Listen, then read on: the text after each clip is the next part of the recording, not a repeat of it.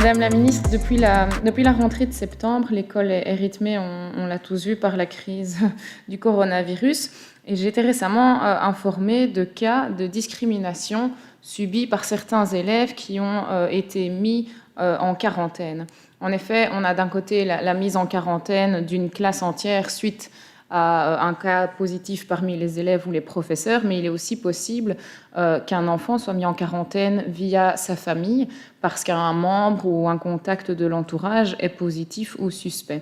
Et dans ce cas d'espèce, l'enfant peut regagner les rangs de l'école après une période de quarantaine fixée à 7 jours et un test négatif afin de ne risquer aucune contamination au sein de l'école.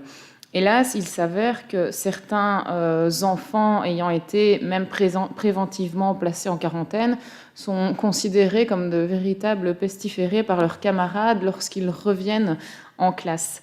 La situation peut être particulièrement difficile à vivre psychologiquement pour un enfant, on l'imagine bien, qui a besoin de contacts physiques et sociaux. Les pédiatres étaient assez nombreux pour nous le dire pendant de nombreux mois.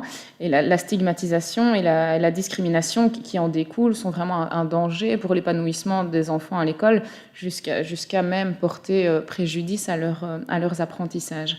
Le sujet étant particulièrement complexe et éventuellement effrayant pour les plus jeunes, je pense que plus que jamais, l'information, les explications et l'encadrement par l'équipe éducative et pédagogique sont d'une importance primordiale pour éviter que cette période qui est déjà plus que compliquée soit rendue encore plus pénible pour ces enfants. Je voulais donc vous demander, Madame la Ministre, est-ce que vous avez eu écho, vous aussi, de cas de stigmatisation ou de discrimination similaires subis par certains enfants?